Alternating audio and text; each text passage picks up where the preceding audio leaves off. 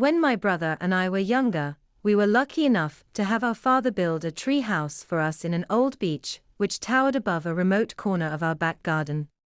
Timothy and I spent hours on end in that thing, and for the most part one only have happy memories of it apart from one particular day. It was the long school summer holiday, we were 8 and 10 respectively, and we were bored out of our minds.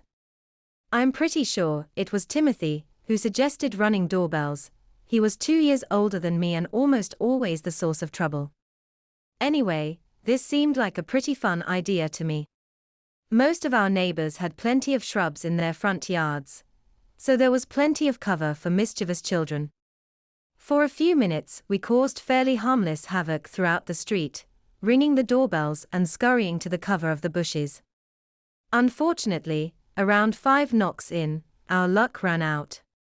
The owner of the house, instead of being innocently occupied elsewhere, was on the very point of coming through the front door with a package, and we had only gotten about 12 feet away in our flight, when the door opened and he saw us.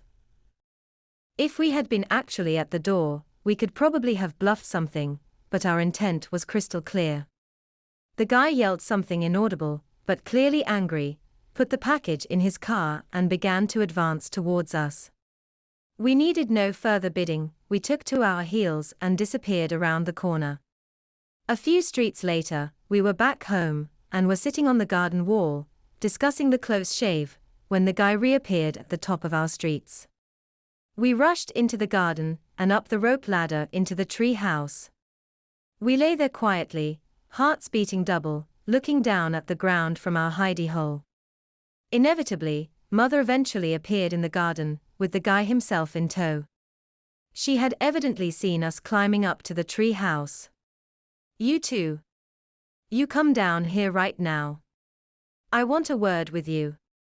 Timothy put his finger to his lips in an order to me to stay quiet, maybe in the vain hope that Mother would think she had been mistaken. She and the man spoke quietly for a moment, then I heard him say more audibly, "Well, I'll leave you to deal with them." We couldn't hear Mother's reply, but they went back into the house and he presumably took his leave.